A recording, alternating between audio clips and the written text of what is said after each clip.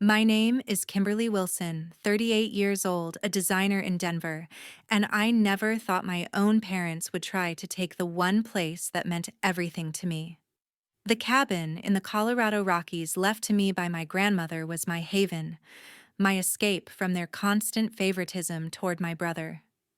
But when I stumbled on their plan to sell it behind my back to get him an apartment claiming he needed it more, something in me broke. I made a choice that flipped our family upside down. They thought I'd just go along like always, not knowing I'd already taken steps to protect what was mine. A week later, my dad's frantic call hit my phone, his voice shaking. Kimberly, what did you do with that house? He'd walked right into a situation he never saw coming. Before I tell you how it all unfolded, I'd love to know what time it is where you're listening and which city you're in. It's amazing to see how far these stories travel.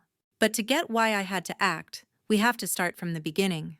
Growing up, my grandmother Helen was the one person who made me feel seen.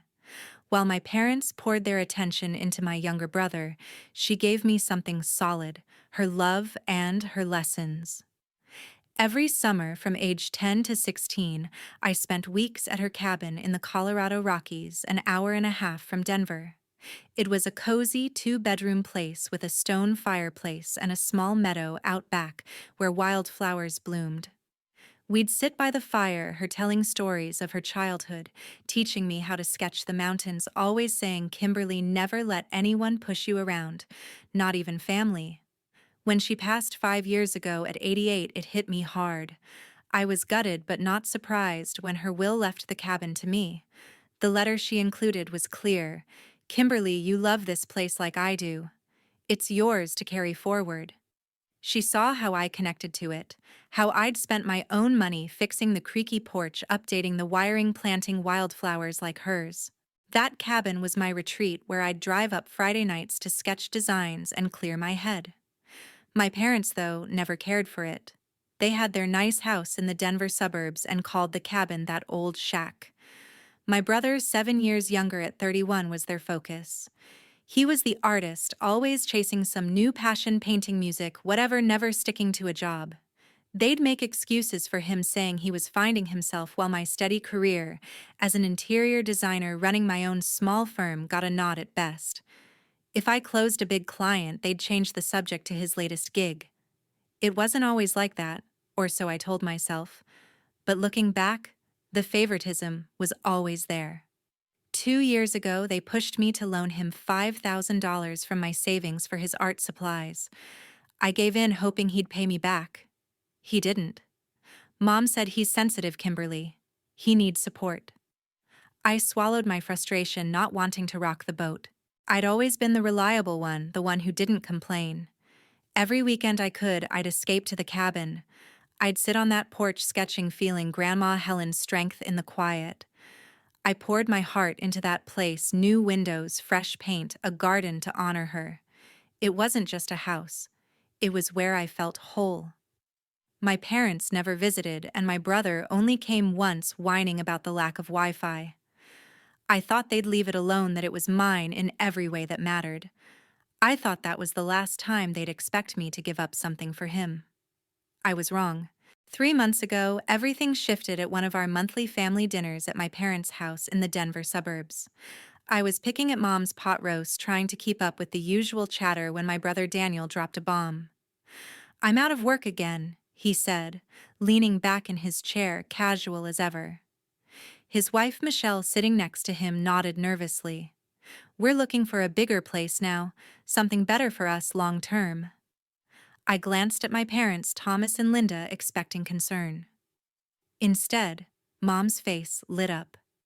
"That's a fresh start, honey," she said, patting Daniel's hand. Dad nodded, adding, "You'll figure it out. You always do." I bit my tongue.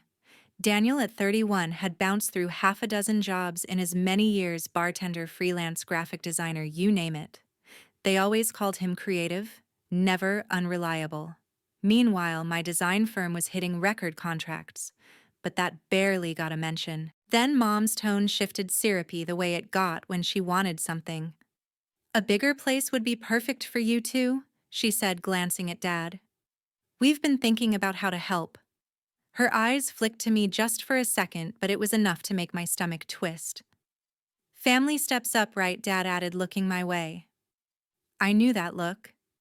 It was the same one they gave me 2 years ago when they pushed me to loan Daniel money. I couldn't stay quiet.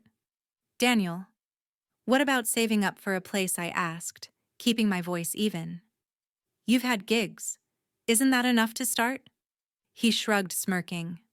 Times are tough, Kim. Not everyone's got your fancy clients. Mom snapped. Don't be selfish, Kimberly. Your brother needs support. Dad chimed in. We're talking about family here, not just money. I felt the room close in their words, hitting like a slap. I'd been through this before, always the one expected to give to fix things. I nodded, said nothing, and helped clear the dishes, but their glances kept landing on me, heavy with expectation. They didn't mention my cabin directly, but I could feel it. That place, my grandmother's legacy, was suddenly on their radar, and I didn't trust why. I drove home that night, my mind racing, replaying their words, their looks. I told myself I was overthinking it. They wouldn't go that far, would they? 2 days later, I stumbled on Mom's email on the family computer we still shared for old photos. That email on the family computer stopped me cold. It was from Mom to Dad, subject line Daniel's future. She wrote, "We can list Kimberly's cabin next month. The market's hot, should cover a down payment for a nice apartment in Denver for Daniel and Michelle. She doesn't need that place. It's just sitting there most days." My hands shook as I read it. My cabin, the one Grandma Helen left me, the one I'd spent thousands fixing up, new wiring, fresh paint, that meadow garden, wasn't theirs to decide. They hadn't even asked me. I couldn't let it slide. The next Sunday dinner, I brought it up. Mom, Dad, I started, setting down my fork. I saw your email about selling my cabin. The table went quiet. Daniel frowned, glancing at his wife Michelle, who looked confused. Mom's face tightened. You were snooping? She asked, voice sharp. It was open on the computer, I shot back. That's my house, legally mine. Grandma's will was clear. Why are you planning to sell it without me? Dad leaned forward, calm but firm. Kimberly, we're thinking of Daniel's future. He's out of work and they need a stable home. Daniel chimed in. Yeah, Kim, it's not like you live there. It's just your weekend getaway. I stared at him, stunned by the entitlement. I've put my money, my time into that place, I said, my voice rising. It's not some family piggy bank. Mom snapped. You're being unreasonable, Kimberly. Family helps family. I pushed back. Then why not help him with your own money? You've got savings, a house. Why mine? The silence was heavy. Daniel muttered. You never cared about us. Michelle stayed quiet, eyes on her plate. Dad finally said, Think about it, Kim. It's the right thing. I grabbed my bag and left their words echoing in my head. For the next 2 days, I couldn't sleep. I kept replaying Grandma Helen's voice. Never let anyone push you around. I'd walk into my office, stare at my designs, and think about the cabin, every nail I'd hammered, every wall I'd painted. It wasn't just a house. It was my proof I could stand on my own. But part of me felt guilty. Daniel was my brother. Maybe he did need help. Maybe I was being selfish, like Mom said. I thought about calling him, offering a loan instead, something to keep the peace. Then I'd remember how they didn't even ask me, how they assumed I'd give in. I saw Daniel's smirk, Mom's sharp tone, Dad's calm insistence that my rights didn't matter. They'd done this before, pushing me to loan him money, expecting me to sacrifice. Grandma Helen's words came back stronger. Be strong, Kimberly. By the third day, I knew what I had to do. If they wanted to play dirty, I'd protect what was mine. I picked up my phone, called my boss, Gregory, with trembling hands. That Monday morning, I walked into my office, still shaken from the weekend's fight, and called my boss, Gregory. I need to list my cabin, I said, voice steady despite my nerves. Fast, under market price. As an interior designer, I'd worked with enough real estate agents to know how to move a property quick. Gregory didn't ask questions, he knew me as the one who got things done. By Tuesday, we had the listing ready. A charming two-bedroom cabin in the Colorado Rockies, stone fireplace, updated wiring, meadow garden 90 minutes from Denver. I priced it low to spark interest, but not so low it'd raise flags. By Wednesday, I was showing the place to potential buyers. Most were investors looking to flip it into a vacation rental, which made my stomach churn. Then came Patrick Reed, a businessman in his late 40s, quiet but sharp. As we walked through the cabin, he ran his hand along the fireplace, admiring the craftsmanship. "My late wife loved places like this," he said softly. "She was an artist, always wanted a retreat with this kind of light." I told him about Grandma Helen, how I'd restored the place to honor her. He nodded like he got it. "I'd keep it as is," he said. "No subdivisions, no rentals." That sealed it for me. By Friday, Patrick's offer came through, full asking price, clean with a quick close. I worked with Gregory to handle the paperwork, making sure every detail was airtight. The cabin was legally mine, no question, thanks to Grandma's will. I transferred the money to a new account my parents couldn't touch. It felt like taking back control, but the weight of it sat heavy on my chest. Meanwhile, my parents didn't let up. Mom texted me links to Denver apartments saying these would be perfect for Daniel. Dad called, leaving voicemails. "Kim, you're overreacting. Let's talk this out for your brother's sake." Then came the kicker, Daniel texted. "We still have the spare key from when we helped you move furniture last year. No need to stress about showings." My heart sank. I'd changed the locks after our fight, but now I wondered if they'd made a copy. I drove to the cabin that night, double-checked the new locks, and tried to shake the unease. I kept my responses vague, saying I was thinking it over to buy time. They had no idea the sale was done, the money secured. I told myself I'd outsmarted them, that I'd protected what was mine. Patrick was moving in soon, and the cabin would be his. I felt a mix of relief and dread, knowing they'd find out eventually. 1 week passed. I thought I was in the clear. Exactly 1 week after I sold the cabin, my phone lit up with Dad's name. His voice was shaking, almost incoherent. "Kimberly, get to the cabin now. There's a guy here saying we're trespassing." My heart raced as I grabbed my keys and sped toward the Colorado Rockies, the 90-minute drive feeling endless. I knew what had happened. My father and Daniel had used their spare key to get in, not knowing the new owner, Patrick Reed, was already there. When I pulled up the gravel drive, the scene was chaos. A police car sat behind Dad's SUV, lights flashing. My father, Thomas, stood red-faced, arguing with a calm but firm officer. Daniel was pacing, tears streaming down his face, shouting at Patrick, who leaned against the porch, arms crossed, watching the mess unfold. Michelle stood by their car, looking mortified. Patrick caught my eye and nodded slightly, like he'd been expecting this. "Kimberly," Dad yelled as I stepped out. "Tell this officer, this is your house." I took a deep breath, the weight of the moment hitting me.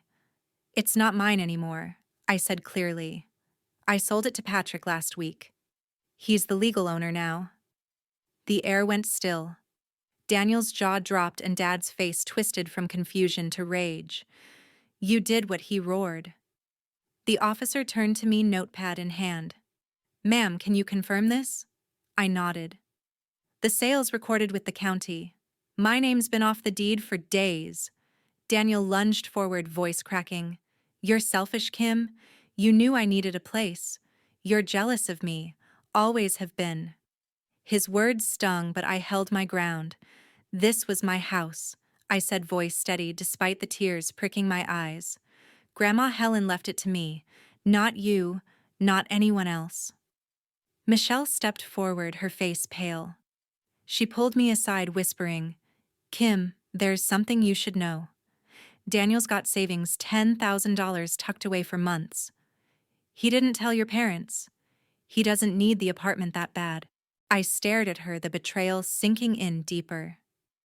My brother had played us all, letting Mom and Dad push me while hiding his own money. I turned back to the group, my voice louder now. You planned to sell my house without asking? Treated it like it was yours to give away. I poured my savings, my time into that cabin. It was mine legally, morally, in every way. Tears spilled over, but I didn't care. You don't get to decide what's mine. The officer cleared his throat. Sir, he said to Patrick, do you want to press charges for trespassing? Patrick shook his head. No, just make sure they don't come back without my say-so. He pointed to the new cameras he'd been installing when Dad and Daniel broke in. I've got it on tape. The officer nodded, turning to Dad. You folks need to leave now. This is private property. Dad's shoulders slumped, his anger deflating. Daniel was still crying, muttering accusations, but Michelle tugged him toward the car. As they drove off, the officer tipped his hat to me. Sounds like a family mess, ma'am.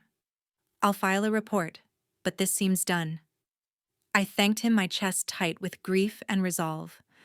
Patrick walked over. I'm sorry it came to this, he said quietly. I nodded, unable to speak. I'd protected my rights, but the cost was heavy. But the real fallout was just beginning. The weeks after that confrontation at the cabin were brutal. My parents, Thomas and Linda, didn't let it go. They called nonstop, leaving voicemails demanding I turn over the money from the sale, claiming it was family funds for Daniel's apartment. Daniel sent texts accusing me of sabotaging his life, saying I'd always been jealous of his potential. My aunt called, asking if it was true I'd stolen the family legacy. The story they spread painted me as the selfish daughter who sold Grandma Helen's cabin out of spite. Nobody asked for my side, how they'd planned to sell my house without a word to me. I was done. One evening, sitting in my Denver apartment, I blocked their numbers. Thomas, Linda, Daniel, all of them. I unfollowed them on social media, cut every tie. It wasn't easy. My hands shook as I hit each button, the finality sinking in. But I'd spent years being the one who gave in, who kept the peace. Not anymore. With the money from the cabin, I invested in my future. I leased a small studio space in downtown Denver, a place to grow my interior design business. I bought new equipment, hired an assistant, and started taking on bigger clients. It wasn't the same as the cabin's quiet meadow, but it was mine, built on my terms. When I heard Daniel and Michelle had a son, I sent a small blanket through the mail. No note, no return address. I didn't want contact, didn't want to see him or hear more accusations. Looking back, I learned the hard way that family doesn't always mean support. Grandma Helen warned me to stand up for myself, and I finally did. Self-respect matters more than holding on to people who cross your boundaries, who think your rights are up for grabs. If I hadn't acted, they'd have taken my cabin, my peace, without a second thought. My advice: protect what's yours, your property, your dignity. Don't let anyone, even family, guilt you into giving up what you've earned. That choice gave me freedom, a chance to live without their weight on my shoulders. It made me stronger, clearer about who I am. Thanks for listening to my story.